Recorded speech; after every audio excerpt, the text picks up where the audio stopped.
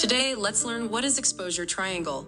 As from the previous videos, we have developed an understanding of basic photography concepts. We know that playing with shutter speed, aperture, and ISO and finding a balance between them is the way to get a properly exposed image. In any kind of situation, mastering them is what differentiates between a beginner and a professional photographer. We highly recommend you to explore these in as many situations as you can to get a good understanding of these important concepts. The whole aim of teaching these settings is to learn to get perfect exposure for any given scene. But have you ever wondered how to find the optimum shutter speed or the best aperture value for a scene? To help us find the correct exposure, all digital cameras are built in with an exposure meter. This meter tells us if the scene is over or underexposed, and we can tweak these three settings to bring it to a proper exposure.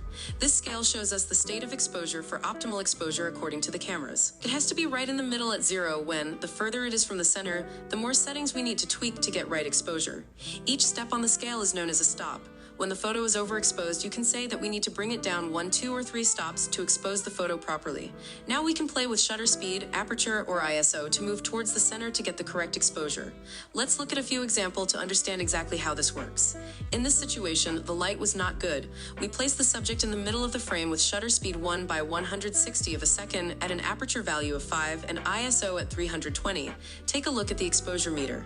It is telling us that we need to go down 2 stops to reach perfect exposure. Here we can play with all the settings to achieve this, but in this situation, the lens cannot go below f5 and we need a grain-free photo, so we increase the speed to 1 by 40 of a second and we get the correct exposure. After this, we added another element to the picture. We blocked the light coming to the object, and suddenly, due to low light, previous shutter speed of 1 by 40 seconds is not giving us the correct exposure. This time again, we had to increase the shutter speed to 1 by 4 seconds to get the correct exposure. The exposure meter is a great tool with you to get your photos to correct exposure, but you have to remember that this is just another tool and pulls everything to the ideal conditions according to the scene. You can always play with darker images or incorrect exposure to get the best images according to your preferences. Hope you guys understood the exposure triangle from this short video. For any questions on this, please comment on this video or send us a DM.